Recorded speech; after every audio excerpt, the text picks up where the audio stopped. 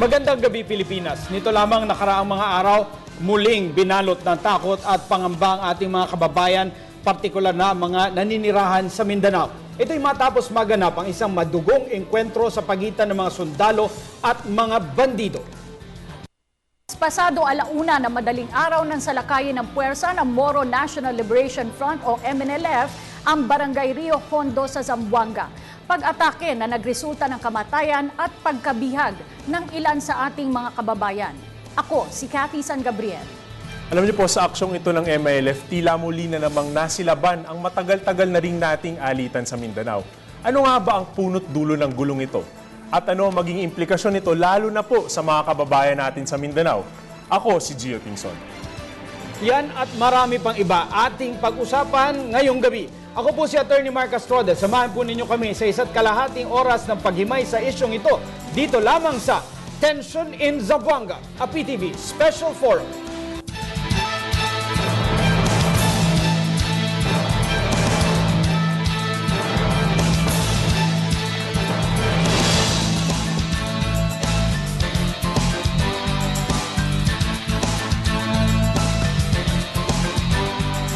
Matagal na ring hinaharap ng pamahalaan ang usapin ng peace talk sa ating mga kapatid na Muslim sa Mindanao.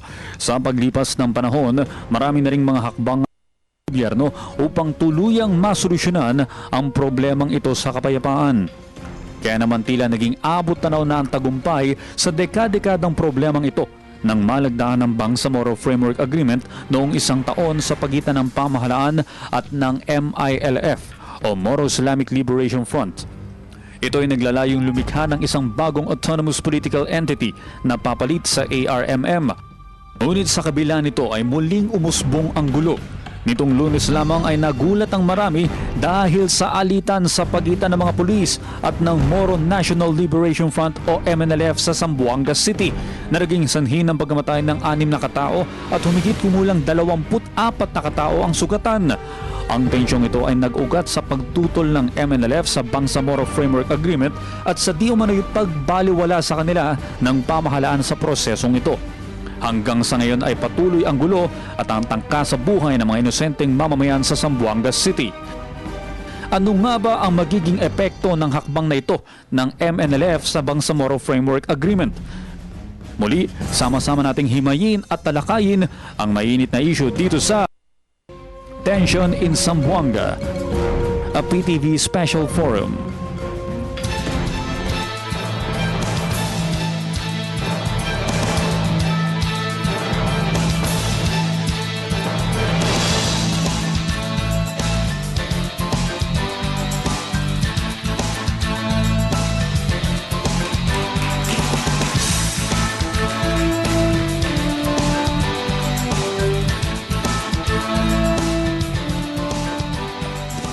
Magandang gabi Pilipinas. Itong ang tensyon sa Zamboanga katulad na aming nabanggit ay nagsimula pa po noong Lunes at ongoing ang efforts ng pamahalaan para masolusyonan ito, Mark. Ang ating hinaharap po ay isang seryosong bagay dahil ating civilian population ay nilusob ng isang armed group. At siyempre, nabanggit na po ng ating militar at ng ating PNP, isang armed forces lang meron ng Pilipinas at isang Philippine National Police ang meron tayo. Mahalagang alamin natin ngayong gabi kung ano ang ginagawa ng pamahalaan para mailigtas itong ating mga kababayan na kasalukuyang in danger dito sa nagaganap na tensyon sa Zamboanga. Para din po maintindihan natin ang historical, political, and legal context nitong mga pangyayaring ito. Nag-imbita tayo, Cathy, siyempre ng mga panauhin na nakakaintindi dito sa problema sa Mindanao. Kasama po natin mula sa Philippine National Police, Senior Superintendent Ruben Theodore Sindak, ang PIO at tagapagsalita po ng PNP. At makakasama po natin, representante ng mga tribal leaders and sultans of Mindanao. He is the Supreme Tribal Commissioner, Tribal Paramount Sultan of Mindanao, His Royal Highness Sultan Mangakop Umpa Saud Al-Hajj. Magandang hapon, magandang gabi po. Kasama rin po natin si Professor Ilkab Salahudin, ang Director ng Bureau of Peace and Conflict Resolution ng NCMF.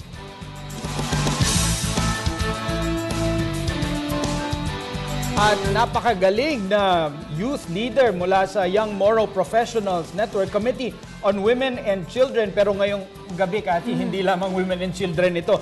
Maraming issues ang dapat niyang sagutin. Yasmira Ramonel. At isang estudyante mula naman sa University of Caloocan City, si Sheliza Barbado. Nagulat ka rin ba? Oo kasi nakatuon ang atensyon nating lahat dito sa nangyayaring kontrobersiya dito sa Maynila. And pagising nating lahat, noong Lunes, yun na. Madaling araw nga nang naganap ito, kaya kailangan nating maintindihan muna. Let's get the facts, Cathy. Oo, ano nga ba ang nangyari at sino nga ba ang lumusob?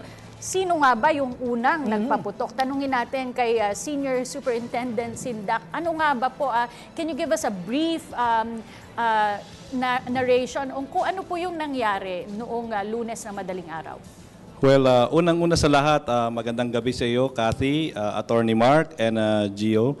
At sa lahat ng mga kasama natin at mga nanonood ngayong gabi. Itong mga reports na to, unahan ko lang, were culled from the different reports coming from the Mindanao Police Regional Offices na pinagsama-sama at kinonsolidate po ng aming National Operations Center na pinamumunuan ni Police Senior Superintendent John.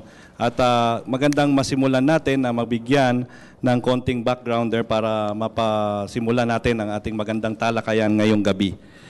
Una-una, nais nating ipahiwatig where we have been. Saan po tayo nanggaling? This is the pre-attack stage. First of all, yun yung declaration of Nur Miswari to seek independence of Bangsamoro Republic. Incursion of Miswari breakaway forces in Zamboanga City.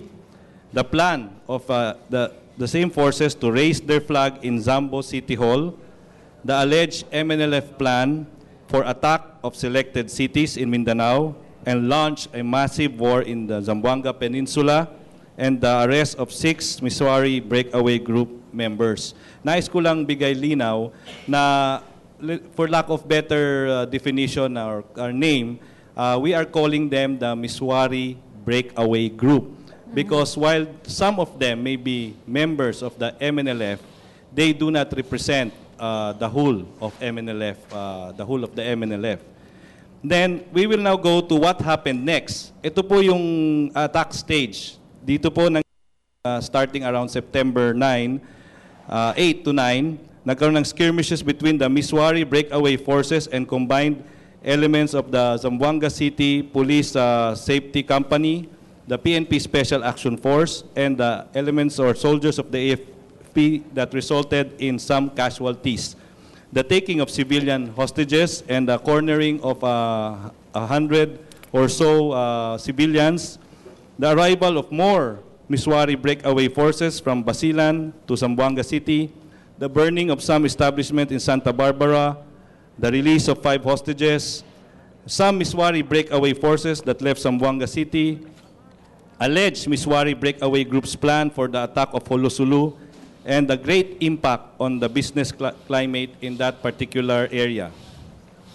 So what was the strategic route taken? Our Honorable DILG Secretary Mar Rojas comprehensively and explicitly said it during his press briefing. Our role there as government security forces, particularly the Philippine National Police and the DILG, is to save and solve the Zamboanga crisis in the most peaceful manner. And by doing so, we hope to resolve the incident with minimum casualties on both sides, contain the incident and minimize its political impact, gather evidence that would warrant the filing of criminal charges, intensify our law enforcement efforts, and return the place to normalcy and so that we can restore regular business and commerce. Okay. Sir, puntahan muna natin yung detalye nung first slide na pinakita Cathy ni Sir, na Yung pre-attack. Yung pre-attack. Yung term kasi na ginamit, merong Independence Declaration si Miswari at tinatawag na breakaway forces. Gustong kong tanungin si Professor Ilcab Salahuddin, bakit ginagamit yung rogue forces? Bakit ginagamit yung term na breakaway forces? Isn't Miswari MNLF? So ibig sabihin, if it's Miswari moving, it's no breakaway force, it's no rogue force, it's Yeah. MNLF. Is there a new leader po sa MNLF? We've got, good evening everybody. I think we've got to understand first the background of the MNLF, how it existed and how it rolled on as the revolution continued. Now, the MNLF, when it was organized, actually it was the mother organization of the rebellion in Mindanao. Now, after a while, another group was formed out of the MNLF, which was the MILF. This was after under the Tripoli chairmanship incident. of Ustad Hashim Salamat, late Ustad Hashim Salamat. And then, after the formation of the MILF, another group was born again. It was the reformist group, which was headed by Brother Dimas Pundato, who became one-time executive director of our office, the Office on Muslim Affairs. Yet. And then after that, there was again another one that was born out of the MNLF, the Islamic Command Council, that is being led by Mujahab Hasim, also a brother. And then after this, during the peace negotiation, there was again a collision of principle. The MNLF was again broken down into two, which was the result of the creation of the Executive Council, which was chaired by Mayor Muslimin Sema. Okay. So now, until now, that is why it was termed as Miswari Group, because he is also considered as one group now, as another group in the MNLF. Although he is the signatory of the Tripoli agreement that was forged during the first agreement with the government. Sir, just to quick Yeah, follow-up, sino ang recognized ng gobyerno at sino ang recognized ng OIC? Ganito yun. This is the background also. The OIC has been urging us to have a unified leadership of the MNLF. Now, the creation of the Executive Council was suggested by the Committee of Four headed by Malaysia in 2001. This was suggested by Malaysia to create a collective leadership in the MNLF in order to ensure implementation of programs and projects siphoned from the foreign countries to the Southern Philippines for Peace and Development Council in order to ensure the implementation. That's why this council was suggested by Malaysia to be organized. And okay. then this is a clash of opinion with Brother Nur Miswari. That's why he left out this executive council. Okay, kaya breakaway.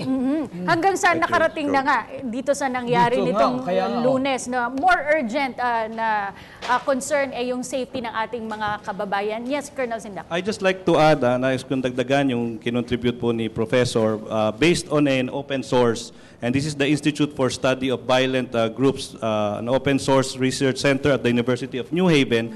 This is not the first time nag-appear po yung Miswari Breakaway Group. Because the Miswari Breakaway Group is a faction within the Moro National Liberation Front whose members remain loyal to the MNLF founder and former chair, Nur Miswari. In April 2001, senior members of the MNLF who would later form the Council of 15 ousted Miswari from his chairmanship of the Central Committee.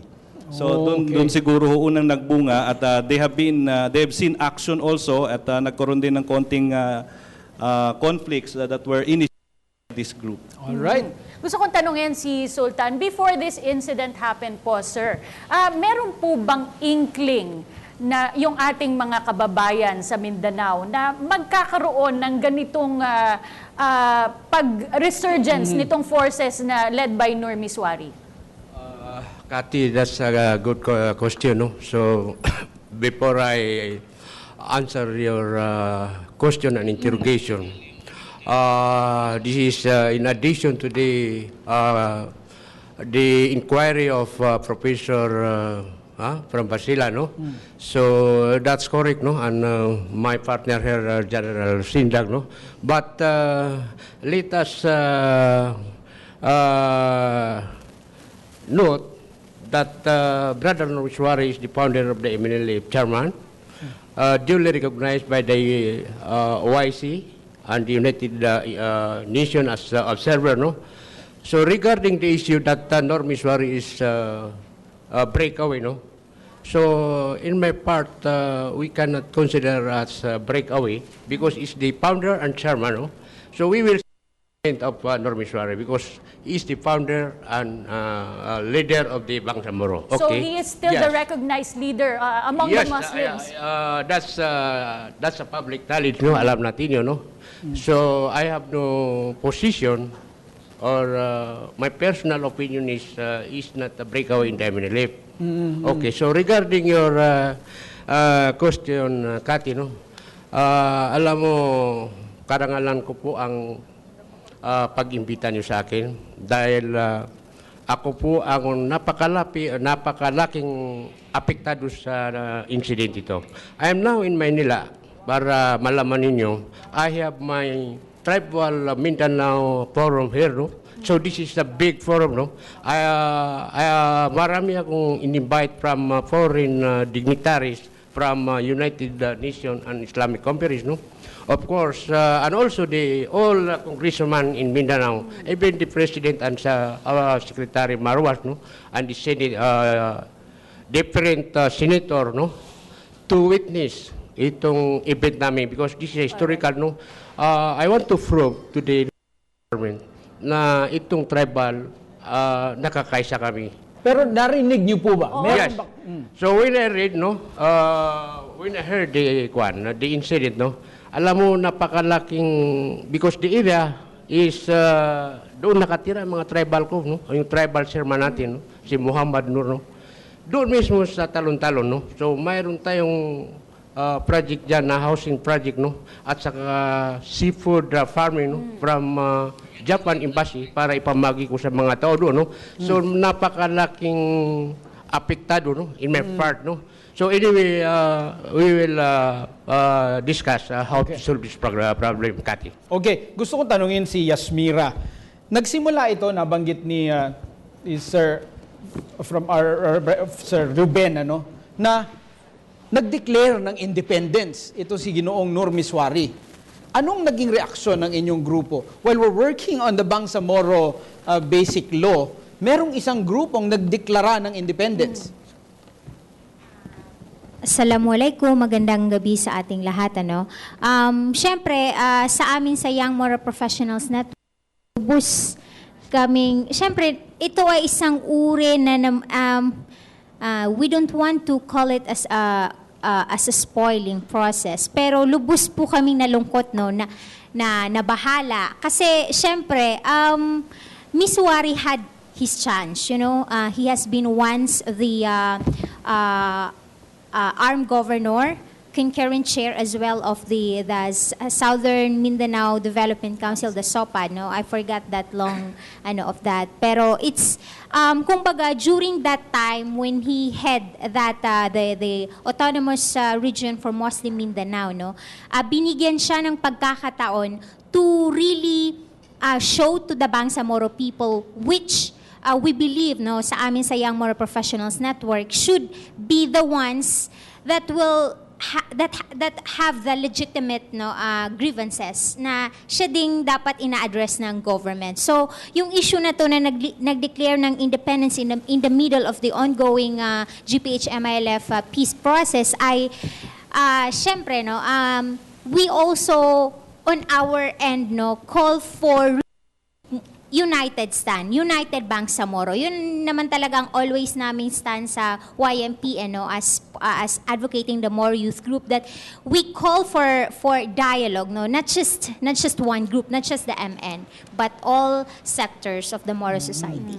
In relation to your question, gusto ko rin tanungin si Shalisa, dahil ikaw, dito ka nakabase sa Metro Manila, at kanina tinanong ka namin if you're a member of any tribe, sabi mo hindi. Pero how do you feel, no? Malayo ka sa Mindanao, yung mga kasamahan mo rin, mga kakilala mong mga Moro, are you as affected with what's happening in Zamboanga right now and with the issues concerning the peace process? Yes, Assalamualaikum warahmatullahi wabarakatuh. Good evening sa lahat. First of all, I am not in a tribe. Siguro I am Tagalog because I am just converted from Iglesia ni Cristo to Islam. So first of all, when we say Islam, as far as I know, Islam is peace. Yes. Sa ngayon, parang nakakalungkot lang isipin na lahat tayo nag-aasam ng peace, but sa kagustuhan nating makaasam ng peace, parang lalong nagkakagulo. Especially in Mindanao. Ngayon, as a student, as a Muslim student, no, from grade school pa lang po, nararanasan ko na yung bullying. Sabi nila, Muslim to, parang kapag sinabing Muslim, terrorist kagad. So parang nakakasakit ng damdamin yung ganong perception ng tao. Once then, meron ding student dito sa university namin, University of Caloocan City. Nag-drawing siya, dinrawing niya ako. And then, nung nakita ko yung drawing, meron siyang, it's a girl with 2 guns. Ibig sabihin, ng perception niya with me, I am a terrorist. So, parang, pagkakita mo ng gano'n, di ba, parang masakit sa loob. So, nakakalungkot lang. It doesn't help the perception now that this is happening, na ito, nagaganap nga ito. So, tanong natin kay Professor Ilcap. Prof, itong si Ginoong Nur Miswari, naging chairman ng MNLF, naging ARF governor, bakit niya naisip na mag-aklas ngayon? To think, nabigyan siya ng Peace Award before. Ano sa tingin mo ang nagtulak sa kanya na gawin itong paglusob sa Zamboanga? Thank you, Attorney. Actually, sa paningin namin,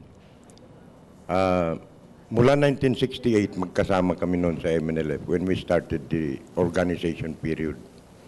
When he was still a professor of the political science dyan sa UP. I was still a high school that time. So wala akong nakikita sa kanya, kundi isang magaling na tao. He loves his brother kasi they're always together with my late brother who died earlier in the encounter. They were together in the batch 90 as the organizer. Na wala akong nakikita kay Brother Nur Miswari na terroristic. In fact, napakalambot ng kanyang movement. Kasi he usually stay with us in our house in Zamboanga City pag lumalakad kami. I was still a small boy, run-errand nila ako kahit saan, bili ng sigarilyo, bili ng kinapay. Used to them. Kilala ko siya from head to foot. He never had manifested a terroristic personality. Pero what is happening now in Zamboanga City, I think it's not the result of whatever personality is as far as Brother Nur Miswari is concerned. Parang naiipit lang siya ng situation. What I mean, naiipit ng situation, of all the people, you are the proponent of once upon a time a historical agreement between the government and the Bangsamoro people, which is the Tripoli Agreement. Tapos, ma-out of sight ka, and then, yung bang parang nawawalan ka na ng role dyan sa isang bagay, which started from yourself. Ganon ang nakikita at nababasa ko eh.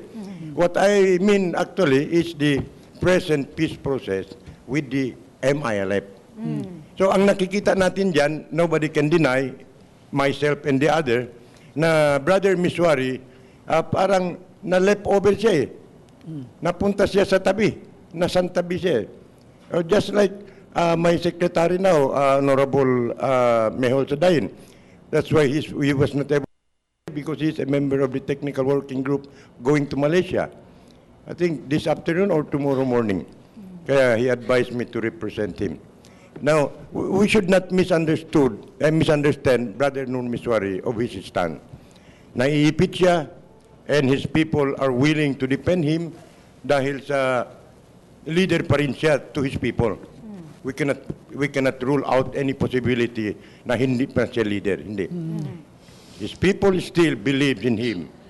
He is their leader. Thank you. Given that, anong kaya ang mga kondisyon para maresolba, at least itong tensyon na nagaganap pansamantala dito sa Zamboanga? Pagbalik natin, Cathy, makakausap natin at kukunin natin yung punto de vista naman ng ating mga estudyante kasama ni Gio Tingson sa ating floor. Magbabalik po kami, dyan lamang po kayo.